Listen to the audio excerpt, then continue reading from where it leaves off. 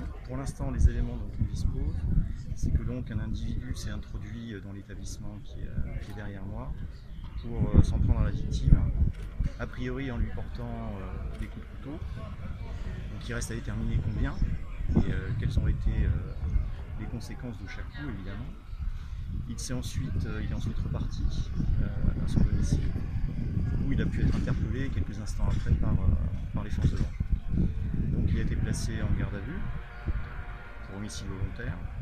Et donc pour l'instant, il est bien évidemment bien difficile de vous en dire plus, puisque les auditions vont commencer dès que ce sera possible. Vous parlez d'homicide, donc la victime Vous avez des est précisions décédée. La victime est décédée. On en sait un peu plus sur son identité, on parle d'un quelqu'un qui est plutôt connu par la population. Il y a des sages, c'est pas une dimension que je peux évoquer, mais effectivement son identité pour nous est avérée pour l'instant. C'est le gérant du commerce C'est le gérant du commerce. et l'ancien propriétaire de club de foot de FCR. Le domicile de l'auteur était à proximité dans la rue Alsace-Lorraine. Oui, il est à proximité. Dans la rue Alsace-Lorraine. Dans la proximité de l'établissement. Comment avez-vous su, comment avez-vous fait pour le trouver si rapidement? Parce qu'il a été Pas d'autre communication pour l'instant, vous comprenez bien, l'interpellation quasiment vient d'avoir lieu, les auditions vont débuter, les auditions de témoins vont débuter également. Il y a toute une série d'investigations, le médecin légiste va se rendre sur les lieux, bref, il est trop tôt pour en dire plus. Et sur l'identité de l'auteur des photos? Pas de communication pour l'instant. C'est une femme, non. C'est un homme. Il y a un âge. Pas de communication. Est-ce qu'il y a d'autres victimes que la personne décédée?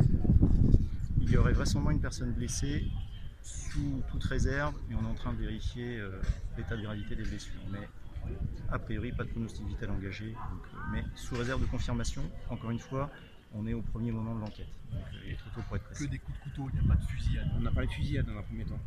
En cours de vérification. Vous n'avez pas retrouvé d'arme autre qu'un poignard? Pour l'instant, semble-t-il, l'arme dont il a été fait usage serait plutôt un couteau. Maintenant, on va déterminer plus précisément, en fonction de ce qui a pu être trouvé, et des investigations qui vont être menées sur les lieux ou dans la rue, s'il y a pu y avoir une autre arme dont il aurait pu être fait usage.